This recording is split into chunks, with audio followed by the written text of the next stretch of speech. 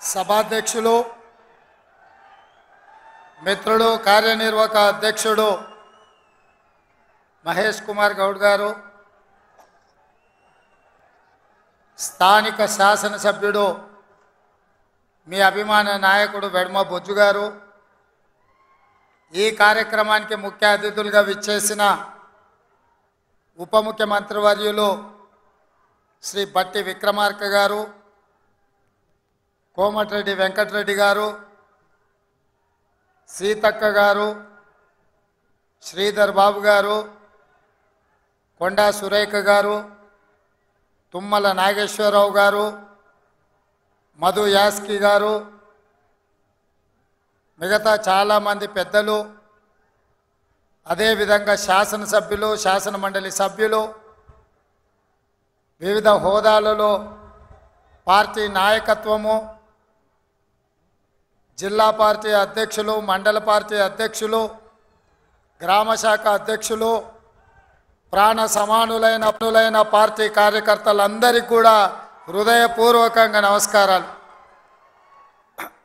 మిత్రులారా, ఆనాడు ఇక్కడే దళిత గిరిజన దండోర కార్యక్రమాన్ని తీసుకున్నప్పుడు పెద్దలు ప్రేమ్ సాగర్ రావు గారు బాధ్యతను తీసుకొని ఆనాడు ప్రభుత్వం నిర్బంధాలు కొనసాగిస్తుంటే, అడ్డంకులు సృష్టిస్తుంటే, ఏది ఏమైనా నలుమూలల నుంచి అడవి బిడ్డలు, ఆదివాసీలు ఇంద్రవల్లికి కదం దొక్కి ఆనాడు వేలాది మంది వచ్చి దళిత గిరిజన దండోరను ఆశీర్వదించి ఆగస్టు 9, 2021 నాడు కల్వకుంట్ల చంద్రశేఖరరావు మీద సమర శంఖం పూరించి ఈ తెలంగాణ గడ్డ మీద చంద్రశేఖరరావు కుటుంబాన్ని బొందబెడతామని చెప్పి ఆ అమరవీరుల స్తూపం సాక్షిగా ప్రతినబూని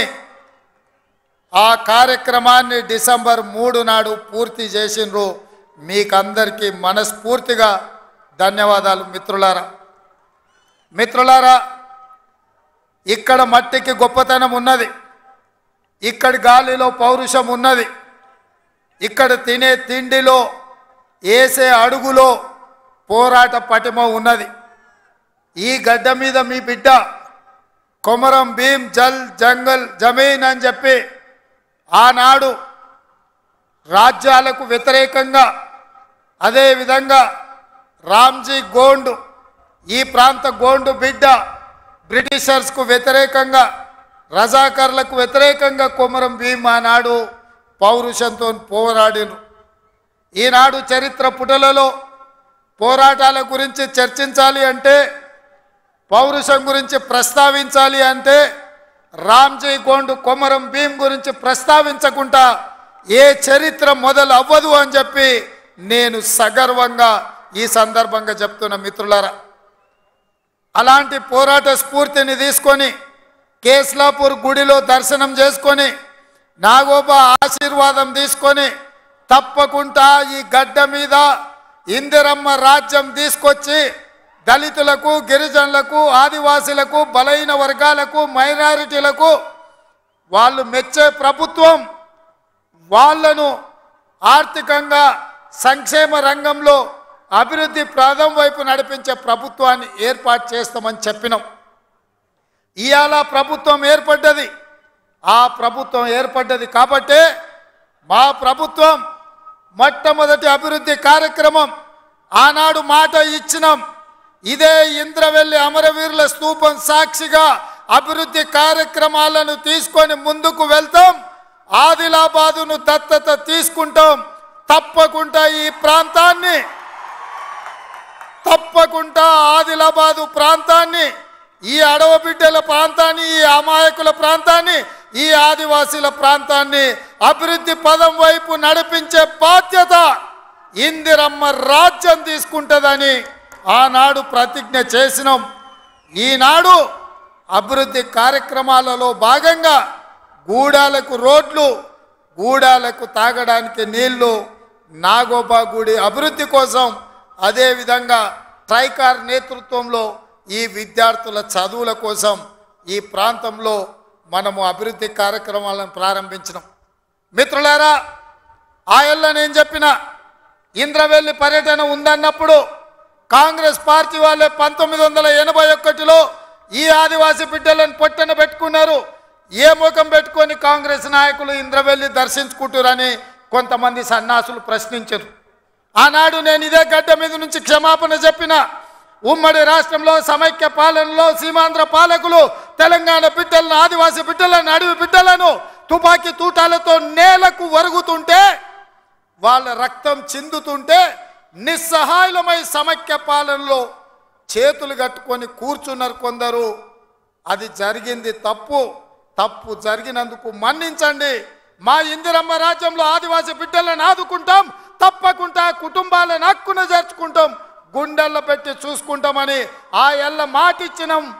ఇవాళ ఆనాడు అమరులైన కుటుంబాలకు ఇందిరమ్మ ఇండ్ల పట్టాలే కాదు, ఇండ్లు కట్టుకోవడానికి 5 లక్షల రూపాయల కుటుంబాలకు ఇచ్చి ఇవాళ నాడు అమరులైన కుటుంబాలను ఇవాళ ఆదుకునే కార్యక్రమం చేపట్టిన. మిత్రులారా, చరిత్రలో జరిగిన తప్పిదాలను, సమైక్య రాష్ట్రంలో ఉమ్మడి పాలనలో జరిగిన దుష్టాంతాలను సరిదిద్దడానికి శ్రీమతి సోనియా గాంధీ గారు తెలంగాణ రాష్ట్రం ఇచ్చిండ్రు. ఆ ఇచ్చిన తెలంగాణ రాష్ట్రంలో ఈనాడు ఇందిరమ్మ ప్రభుత్వాన్ని మీరు తెచ్చుకున్నారు. నేను అడుగుతున్నా ఈరోజు ఈ వేదిక మీద నుంచి కల్వకుంట్ల చంద్రశేఖరరావును సూటిగా, 10 సంవత్సరాలు తెలంగాణ రాష్ట్రంలో నీ ప్రభుత్వం ఉన్నది కదా, ఏనాడైనా ఈ ఆదిలాబాద్ గురించి, అడవి బిడ్డల గురించి, ఈ ఆదివాసీల గురించి, ఆనాడు ఇంద్రవల్లిలో నేల కొరిగిన ఈ అడవి బిడ్డల గురించి ఒక్కరోజైనా ఆలోచన చేసినవా? ఈ కుటుంబాలను ఆదుకోవాలి, ఈ కుటుంబాల ఆత్మగౌరవం నిలబెట్టాలి అని ఏ రోజైనా నీ మంత్రివర్గంలో చర్చించినవా అని నేను అడుగుతున్నా. ఇవాళ నువ్వు, నీ కుటుంబము, నీ కొడుకు, నీ బిడ్డ, నీ అల్లుడు, నీ సుట్టపల్ల కోసమే తెలంగాణ రాష్ట్రం వచ్చిందా? లేకపోతే ఈ ఆదివాసీ బిడ్డల కోసం, ఈ బలైన వర్గాల కోసం తెలంగాణ రాష్ట్రం సోనియమ్మ ఇచ్చిందా అని చెప్పి నేను సూటిగా ప్రశ్నిస్తున్నా. ఇవాళ ఈ వేదిక మీద నుంచి సూటిగా టీఆర్ఎస్ నాయకులకు నేను చెప్పదలుచుకున్న, తెలంగాణ ప్రజలు 10 సంవత్సరాల మీ దుర్గమార్గమైన పాలనను, ఈ తెలంగాణ రాష్ట్రాన్ని చెరుకు తోటల్లో అడవి పందులు ఏ విధంగా అయితే విధ్వంసం చేస్తాయో, ఈ తెలంగాణ రాష్ట్రం మీద మీరు, మీ కుటుంబ సభ్యులు, మీ పార్టీలు పడి దోసుక తిని కొల్లగొట్టి విధ్వంసం చేసి ఈ తెలంగాణ రాష్ట్రాన్ని విధ్వంస రాష్ట్రంగా మాకు అప్పజెప్పినరు. 7 లక్షల కోట్ల రూపాయల అప్పులు తెచ్చిండ్రు. మరి 7 లక్షల కోట్ల రూపాయల అప్పులు తెచ్చిన మీరు ఆనాడు మేము కట్టిన కడెం ప్రాజెక్టు కూలిపోతుంటే మరమ్మతులు చేసిండ్రా? ఈ ప్రాంతంలో సదర్మాటు ప్రాజెక్టు కట్టాలి అని అంటే సదర్మాటుకి ఏమన్నా నిధులు ఇచ్చిండ్రా? ఈ ప్రాంతంలో అడవి బిడ్డలుండే గూడాలకు రోడ్లైనా వేసిండ్రా? ఈ అడవి బిడ్డలకు మిషన్ భగీరథ పేరు మీద 40,000 కోట్ల రూపాయలు దోసుక తిన్నారు. తాగడానికి మంచినీళ్ళు ఇచ్చిండ్రా? ఒకవేళ మీరు ఈ గూడాలకు మంచినీళ్ళు ఇచ్చుంటే ఇవాళ మా మిత్రుడు బట్టి విక్రమార్క గారు 60 కోట్ల రూపాయలతోని మళ్ళీ గూడాలకు తాగడానికి నీళ్లకు నిధులు ఇవ్వాల్సిన పరిస్థితి ఎందుకు వచ్చింది అని చెప్పి నేను ఆ సన్నాసిని నేను అడుగుతున్నా. నిజంగా నేను అభివృద్ధి చేస్తే నాగోబ గుడికి 7 కోట్ల రూపాయలతోటి ఈరోజు మేము కార్యక్రమాలు తీసుకోవాల్సిన పరిస్థితి ఉంటుండేనా? ఇవాళ గూడాలకు రోడ్లు లేని ప్రాంతాలకు 27-28 కోట్ల రూపాయలతోటి ఇవాళ రోడ్లు వేసే అవకాశం మాకు వస్తుండేనా? ఇవాళ ట్రైకార్ ద్వారా చదువుకునే పిల్లలకు తరగతి గదులు లేకపోతే 10 కోట్ల రూపాయలతోటి ఇవాళ తరగతి గదులు ఆదివాసీ బిడ్డలు చదువుకోవాలి, ఐఏఎస్లు ఐపీఎస్లు కావాలి, ఈ రాష్ట్రాన్ని దేశాన్ని ఏలాలి అని చెప్పి ఇవాళ 10 కోట్ల రూపాయలతోటి తరగతి గదులు మేము నిర్మించినాం తప్ప నిర్మించడానికి నిధులు ఇచ్చినాం. ఒక్క రోజైనా ఈ బిడ్డల కోసం నువ్వు సమీక్ష చేసినావా అని నేను అడుగుతున్నా. ఎంతసేపు నీ బిడ్డలు, ఎంతసేపు నీ దోపిడి, ఎంతసేపు నీ ఫామ్ హౌసులు కట్టుకోవాలన్న ఆలోచన తప్ప నీ కొడుకుకో బిడ్డకో ఉద్యోగాలు ఇవ్వాలి, పదవులు ఇవ్వాలి, ప్రజలు బండకేసి కొడితే మళ్ళీ శాసన మండలి సభ్యత్వం నీ బిడ్డకు కవితకి ఇచ్చినవు తప్ప తెలంగాణ ఆడబిడ్డలకు చదువుకున్న పిల్లలకు ఉద్యోగాలు ఇచ్చినవా అని నేను అడుగుతున్నా. నువ్వు ఉద్యోగాలు ఇవ్వక 10 సంవత్సరాలు స్టాఫ్ నర్సులు నియమించక నువ్వు నిర్లక్ష్యం చేసిన కాబట్టే మొన్న మా దామోదర్ రాజనరసింహ గారు వైద్య ఆరోగ్య శాఖ ద్వారా ఎల్బీ స్టేడియంలో 7,000 మంది ఆడబిడ్డలకు స్టాఫ్ నర్సు ఉద్యోగాలు మేమొచ్చి ఉద్యోగాలు ఇచ్చినాం. నీ బిడ్డను నిజామాబాద్ ఎంపీల బండకేసి కొడితే తండ్రిగా నీకు దుఃఖం పొంగుకొచ్చింది. నీ బిడ్డకి ఎంబడే శాసన మండలిలో మళ్ళీ పదవి ఇచ్చినావు, కానీ గా ఆడబిడ్డలకు స్టాఫ్ నర్సు ఉద్యోగాలు ఇచ్చినవా? గది నీ నీతి, నీ జాతి. మరి మేము 7,000 ఉద్యోగాలు స్టాఫ్ నర్సులు ఇచ్చినాం. ఇవాళ నీ అల్లుని నీ కొడుకుని మంత్రిని చేసుకున్నాం. కానిస్టేబుల్ ఉద్యోగాలు 15,000 ఉద్యోగాలు భర్తీ చేయక ఆకాశంలో వేలాడుతున్నట్టు త్రిశంకు స్వర్గంలో నిరుద్యోగ యువకులు ఉంటే కోర్టులో కేసు ఉంటే నువ్వేమైనా పరిష్కరించినావా అని నేను అడుగుతున్నా. అందుకే మేము వచ్చిన ఎంబడే హోంశాఖ నా దగ్గరనే ఉంది. డీజీపీని ఇతర అధికారులను పిలిచి సమీక్షించి వేలాది మంది నిరుద్యోగ యువకులు ఈరోజు నిరుద్యోగులుగా అమీర్పేటలోనో లేకపోతే అశోక్ నగర్ చౌరస్తాల్లో దిల్సు నగర్ చౌరస్తాల్లో ఇంటికెళ్ళి తల్లిదండ్రులకు మొహం చూయించుకోలేక నిస్సారంగా జీవితం గడుపుతున్నారు. వాళ్ళకు ఉద్యోగాలు ఇవ్వాలని కోర్టుల్లో ఉన్న కేసులను ఇవాళ త్వరితగతిన పరిష్కరించాలని ప్రయత్నం చేసినాం. నువ్వు ఎంత అడ్డం పడ్డా, నువ్వు ఎంత గగ్గోలు పెట్టినా, బిల్లా రంగాలు మమ్మల్ని ఎన్ని శాపనార్థాలు పెట్టినా 15 రోజుల్లో 15,000 కానిస్టేబుల్ పోస్టులు భర్తీ చేసే బాధ్యత, 15 రోజుల్లో 15,000 కానిస్టేబుల్ పోస్టులు భర్తీ చేసే బాధ్యత మా మంత్రివర్గం తీసుకుంటుంది. మాది బాధ్యత అని చెప్పి నేను ఈ వేదిక మీద నుంచి మాట ఇస్తున్న మిత్రులారా, ఈరోజు తెలంగాణ సమాజం ఆలోచన చెయ్యండి. ఈ తెలంగాణ రాష్ట్రం ఎవరి చేతిలో భద్రంగా ఉంటుంది? ఈ తెలంగాణ రాష్ట్రం త్యాగాల పునాదుల మీద ఏర్పడ్డ ఈ రాష్ట్రం ఎవరు భద్రంగా కాపలా కాస్తారు? ఎవరు భద్రంగా ఈ రాష్ట్రాన్ని అభివృద్ధి పదం వైపు నడిపిస్తారో మీరు ఆలోచన చెయ్యండి. మేము వచ్చే 60 రోజులు కానే లేదు, 2 నెలలు ఇంకా పూర్తి కాలే. 7 తారీఖు వస్తే 2 నెలలు, 7 తారీఖు ఇంకా 5 రోజులు తక్కువనే ఉంది. అప్పుడే 6 గ్యారెంటీలు అమలు చేయలేదంటాడు సన్నాసుడు. ఆయనతోని శాత కాదు ఎట్లా చేయడంటాడు. పిల్లి శాపనార్థాలకు ఉట్టి దిగిపడుతుందా? వీళ్ళ పొంకనాలు కాకపోతే 10 ఏళ్లలో మీరు ఏనాడైనా పేదవాళ్ళ ఇంటికి 200 యూనిట్లు ఉచిత కరెంటు ఇవ్వాలన్న ఆలోచన చేసినవా? పేదవాడు ఆత్మగౌరవంతో బ్రతకాలి అంటే ఇందిరమ్మ ఇండ్లు ఇవ్వాలన్న ఆలోచన ఏనాడైనా చేసినవా? ఆరోగ్యశ్రీ పథకాన్ని నిర్వీర్యం చేసినావు. 10 లక్షల రూపాయలు వాళ్ళకి ఇన్సూరెన్స్ ఇవ్వాలన్న ఆలోచన ఏనాడైనా చేసినవా? ఇవాళ అందుకే ఆడబిడ్డల్ని ఆదుకోవడానికి 500 రూపాయలకు సిలిండర్ ఇచ్చి ఆడబిడ్డల్ని ఆదుకోవాలి, కట్టెలపై కష్టాల నుంచి వాళ్ళని కాపాడాలి అని తొందరలోనే మా ఆడబిడ్డల కోసం 500 రూపాయలకే ఇంటింటికి సిలిండర్ ఇచ్చే బాధ్యత మా మంత్రివర్గం తీసుకున్నది. 1,00,000 మంది ఆడబిడ్డలతోని ప్రియాంక గాంధీ గారిని రప్పించి 1,00,000 మంది ఆడబిడ్డల సమక్షంలో సిలిండర్ 500 రూపాయల కార్యక్రమాన్ని తొందరలోనే మీ ప్రభుత్వం మన ప్రభుత్వం తీసుకోబోతుంది అని చెప్పి మా మిత్రులందరికీ నేను చెప్పదలుచుకున్నా. అదేవిధంగా మిత్రులారా, ఇంటికి ఉచిత కరెంటు 200 యూనిట్ల వరకు ఇస్తామని ఆనాడు చెప్పినాం. పోయిన సంవత్సరం ఎవరెవరు ఎంతెంత వాళ్ళ ఇంటికి కరెంటు వాడినరో ఆ లెక్క కట్టి ప్రతి ఇంటికి తెల్ల రేషన్ కార్డు ఉన్న వాళ్లకు 200 యూనిట్ల వరకు తొందరలోనే ఉచిత కరెంటు మీ ఇంటికి ఇచ్చే బాధ్యత, మీ కుటుంబాలను ఆదుకునే బాధ్యత మన ప్రభుత్వం తీసుకుంటుంది, పేదల ప్రభుత్వం తీసుకుంటుంది. ఆ ఎల్లా ప్రగతి భవన్ అనే పేరు మీద పెద్ద గడిని నిర్మించుకొని కష్టాలు చెప్పాలి అని గద్దరన్న పోతే ఎర్రటెండకు మిట్ట మధ్యాహ్నం 3 గంటలు నీ గేటు దగ్గర నించోబెట్టినావు కదా కేసీఆర్. ఈ పాపం ఊరికే పోతుందా అని నేను అడుగుతున్నా. అందుకే కదా పార్టీని మొన్న జరిగిన ఎన్నికలలో బొక్కలు ఇరగొట్టి బోర్ల బొక్కలేసి గుణపాఠం చెప్పిండ్రు. గద్దరన్న ఉసురు తలిగింది కాబట్టి మీ బొక్కలు ఇరిగిన బిడ్డ, అది గుర్తుపెట్టుకోండి అని నేను చెప్పదలుచుకున్నా.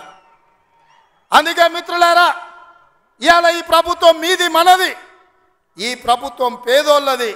ఈ పేదోళ్ళ ప్రభుత్వంలో ఆదిలాబాదును దత్తత తీసుకుంటాం.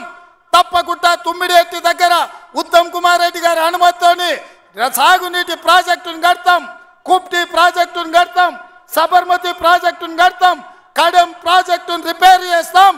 ఈ ప్రాంతాన్ని సాగునీటి రంగంలో పైనుంచి వస్తుంటే మా కొండ సురేఖక్క చూపిస్తుంది, కింద క్రేన్ పెట్టి బాయి తవ్వుకుంటారు నీళ్ళ కోసం, సాగు నీటి కోసం. మరి ఆ సన్నాసోడు 1 కోటి ఎకరాలకు నీళ్ళు ఇచ్చిన అన్నాడు, ఏడిచ్చిండా? వచ్చినా ఇవాళ హెలికాప్టర్ల పైనుంచి వస్తే ఎడారిని చూసినట్టుంది, ఎండిపోయిన పొలాలు కనిపిస్తున్నాయి. నీళ్ళ కోసం బావులు తవ్వుకుంటారు. ఇవాళ బావి తవ్వే క్రేను అది చూపించి సురేఖక్క అన్న ఇంకా బాయిల వ్యవసాయమే ఉంది, ఇక్కడ నీళ్లు రాలేదని. ఇవాళ వస్తావా కేసీఆర్, నీకు మళ్ళోసారి చూపిస్తా ఈ ప్రాంతాన్ని. ఏనాడా నువ్వు వచ్చినవో రాలేదో నాకు తెలియదు, ఎన్నికలప్పుడు ఓట్లాడుకోనికి వచ్చి ఉంటావు, కానీ ఈ ప్రాంతాన్ని చూడడానికి ఎప్పుడన్నా వచ్చినవా?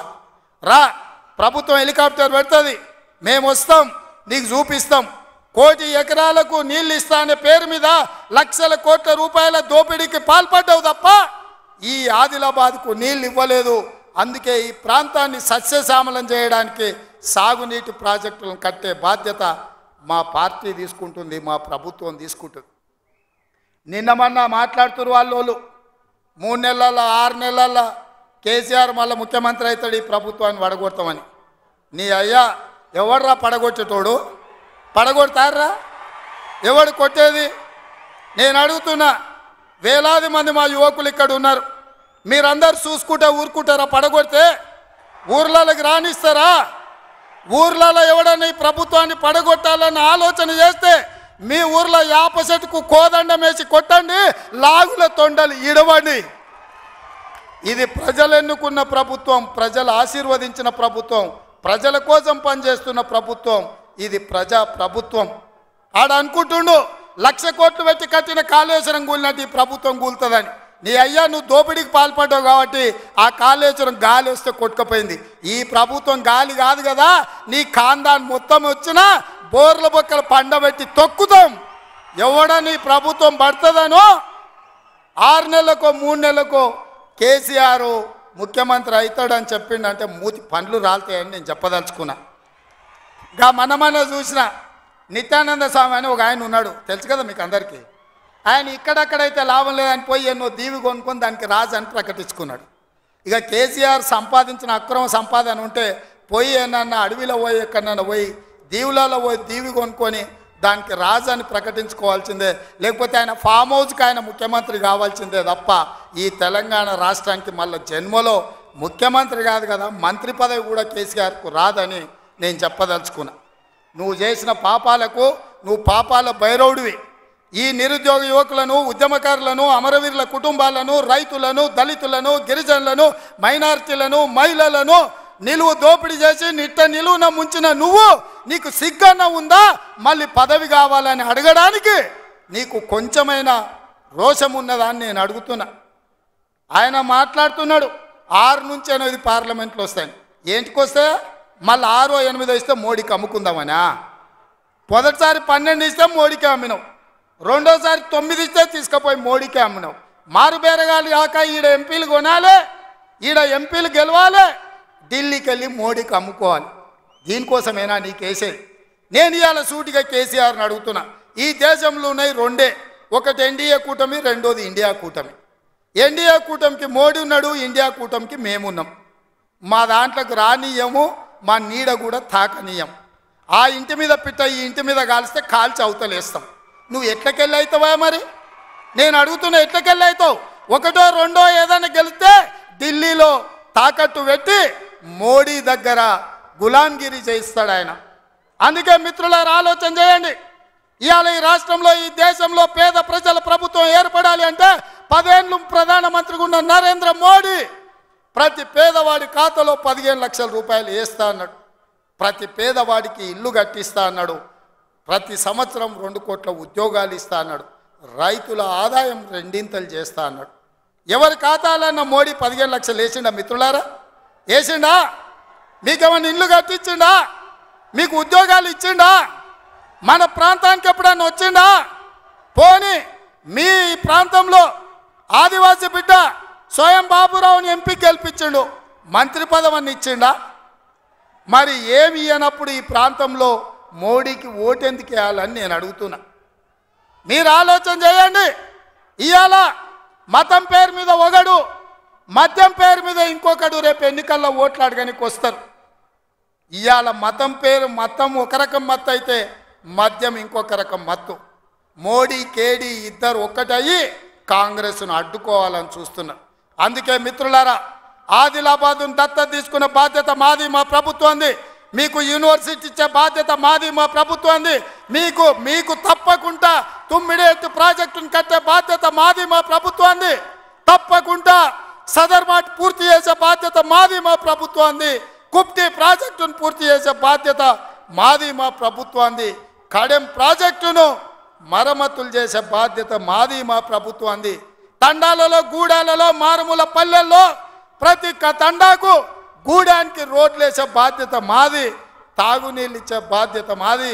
పేదోళ్ళ పిల్లలకు చదువుకోవడానికి పాఠశాలలు ఏర్పాటు చేసే బాధ్యత మాది. ఈ రాష్ట్రంలో 2 లక్షల ఉద్యోగాలు నింపే బాధ్యత మాది. 2,07,000 నింపినాం.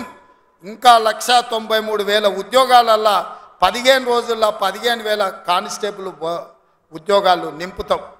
ఇవన్నీ చేసే బాధ్యత మాది. అందుకే మిత్రులారా, ఏ ఆదిలాబాద్, ఏ ఇంద్రవెల్లి సాక్షిగా ఆగస్టు 9, 2021 నాడు దళిత గిరిజన దండోర పేరు మీద ఎన్నికల సమర శంఖాన్ని పూరించినమో, మీ ఆశీర్వాదం తీసుకొని గుండెల నిండా మీరు ఇచ్చిన ధైర్యాన్ని నింపుకొని తెలంగాణ మూలల నేను మా మిత్రులందరూ కలిసి సమన్వయం చేసుకొని ఇవాళ ఇందిరమ్మ రాజ్యం తెచ్చినాం. అదేవిధంగా ఇవాళ మళ్ళీ రాబోయే లోక్సభ ఎన్నికల్లో ఈ దేశానికి రాహుల్ గాంధీ గారు ప్రధానమంత్రిగా చెయ్యాలి అంటే కన్యాకుమారి నుంచి కశ్మీర్ వరకు 150 రోజులు 4,000 కిలోమీటర్లు మండు టెండల్లో, మంచు కొండల్లో నిర్విరామంగా పాదయాత్ర చేసిండు. ఇవాళ మణిపూర్ నుంచి మహారాష్ట్ర వరకు యాత్ర చేస్తున్నాడు. అలాంటి త్యాగం చేసే నాయకుడు, వాళ్ళ నాయనమ్మ ఈ దేశం కోసం ప్రాణం ఇచ్చింది, వాళ్ళ నాయన ఈ దేశం కోసం ప్రాణాలు ఇచ్చాడు, వాళ్ళ అమ్మ ఈ దేశం కోసం పదవి త్యాగం చేసింది. అలాంటి గొప్ప నాయకుడు ఇందిరమ్మ మనవడు ఈ దేశానికి ప్రధానమంత్రి కావాలి. రాహుల్ గాంధీ ప్రధానమంత్రి కావాలి అంటే ఆదిలాబాదు గడ్డ మీద కాంగ్రెస్ జెండా ఎగరాలి. మీరందరు సిద్ధం కదా? ఆదిలాబాద్లో ఎంపీ గెలిపిస్తారు కదా? మీరందరు సిద్ధమేనా? మీరందరు సిద్ధమేనా? మీరందరు సిద్ధమేనా? మీరందరు సిద్ధమేనా? జై కాంగ్రెస్. ఫామ్ హౌస్లో ఉన్న కేసీఆర్ గుండెలు ఎదరాలి మిత్రులారా. జై కాంగ్రెస్, జై జై కాంగ్రెస్, జై సోనియమ్మ, జై జై సోనియమ్మ. ధన్యవాదాలు మిత్రులారా.